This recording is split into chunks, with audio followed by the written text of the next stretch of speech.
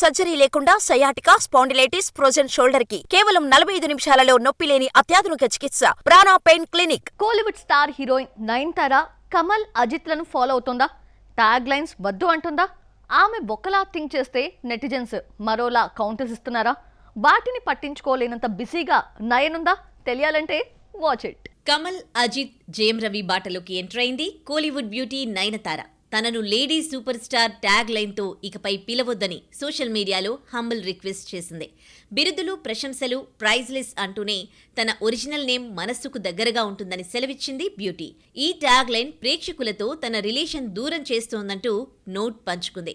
మీ సపోర్ట్కు so happy అంటూ మిమ్మల్ని అలరించడానికి తన వంతు కృషి చేస్తానంటూ పేర్కొంది. గతంలో తనను ఉళయనాయగన్ అని పిలవొద్దని ఓ నోట్ పంచుకున్నాడు కమల్. అలాగే అజిత్ కూడా కాదల్ మన్నన్, తలా ట్యాగ్ లైన్స్ యూజ్ చేయొద్దంటూ అభిమానుల్ని కోరాడు.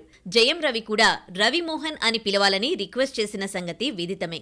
ఇప్పుడు వీరి దారిలోనే నయనతార నడుస్తూ ఉండడంతో నెటిజన్లు భిన్నాభిప్రాయాలు వ్యక్తం చేస్తున్నారు. ఈ టైంలో నయన్ ఇలాంటి స్టేట్మెంట్ ఎందుకు ఇచ్చింది? ఇదేమన్నా పబ్లిక్ స్టంటా అంటూ కొందరు ప్రశ్నిస్తూ ఉంటే, మరికొందరు ముందు అలా పిలవొద్దని మీ భర్త విఘ్నేష్ శివన్కు చెప్పండి, ఎందుకంటే పదే పదే లేడీ సూపర్ స్టార్ అనేది విఘ్నేషే అంటూ కౌంటర్లిస్తున్నారు. ఈ కమెంట్స్ పట్టించుకునేంత తీరిక లేదు నయన్కు. ఒకటా రెండా 8 సినిమాలు అమ్మడి చేతిలో ఉన్నాయి. Toxic, dear student, test, Mannagatti since 1960, Malayalam multistarrer movie Rakkayie, మరో 2 తమిళ ఫిల్మ్స్ ఉన్నాయి.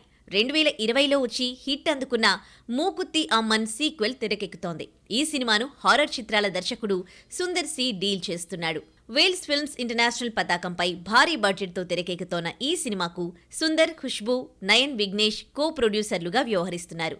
ఇంత తీరిక లేని టైంలో సడన్లీ నయన్ తీసుకున్న ఈ నిర్ణయం నిజంగా పబ్లిసిటీ స్టంటా? ఇలా చేసి తాను ఓ స్టార్ హీరోయిన్ని అని ప్రూవ్ చేసుకోవాలనుకుంటోందా? చూద్దాం, ఫ్యూచర్లో క్లారిటీ వస్తుందేమో.